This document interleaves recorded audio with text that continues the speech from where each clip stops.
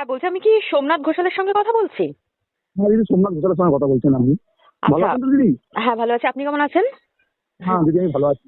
আচ্ছা, বলছি যে ময়দানে গীতা পাঠের দিন যে এক প্যাটিস বিক্রেতাকে মারধরের ঘটনা প্রসঙ্গে দীপান্বিতা হুম। ব্যানার্জি, যিনি হুম। তৃণমূল আইটি সেলের কর্মী, তার ছবি হুম। ব্যবহার করে সোশ্যাল মিডিয়ায় উস্কানিমূলক পোস্ট করেন আপনি, আর এমনটাই দাবি হুম। করেছেন ওই তৃণমূল কর্মী।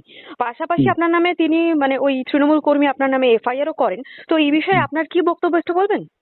আমি আমি বলতে চাইছি দিদি, প্রথম কথা, ওনাকে আমি কোনো উস্কানিমূলক কথা আমি বলি নাই। নিজেকে ফুটেজ কাটার জন্য, নিজে আজকে ফুটেজ মাঝে মাঝে আসার জন্য উনি এরকম বলছেন। ওনাকে আমি ঠিকই বলেছি উনি হিন্দু ধর্মের কলঙ্ক।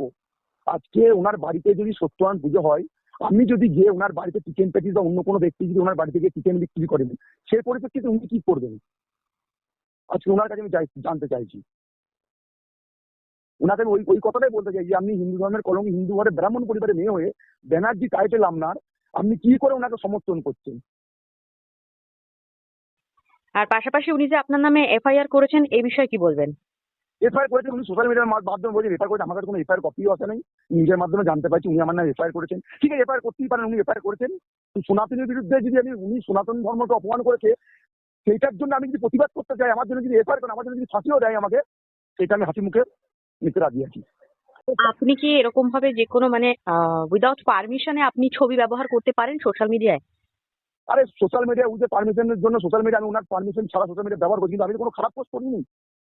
খারাপ কিছু করতে দেখুন, উনি আমাদের পারমিশন ছাড়া করেন নাই। ওনাদের আইটিসির লোকেরা দেবাংশু উনারা করেছেন। আগে তরুণীদের পোস্ট নিয়ে কেয়াদি ইত্যাদির পোস্ট নিয়ে বেডরুমে শুয়ে দিয়েছেন। আমরা সেই ধরনের কোনো খারাপ পোস্ট করিনি। ওনাদের ধর্মটাই, কালচারটা তৃণমূল কংগ্রেস জঘন্য। ওনাদের ধর্ষণকারী সরকার, চোরের সরকার, লুটের সরকার। এই পশ্চিমবাংলা মানুষ 2026-এ উনাকে জবাব দেবেন। আর উনি আচ্ছা, আপনি আইটিসির কি কাজ পোস্টটা করেন ডিলিট করে দিয়েছেন? না? ডিলেট আমি করি নাই দিদি। ওই পোস্ট রিমুভ হয়ে গেছে কোনো কারণবশত ফেসবুক থেকে। ডিলেট আমি ভয় চাই না, ওনাকে ভয় চেয়ে নেই।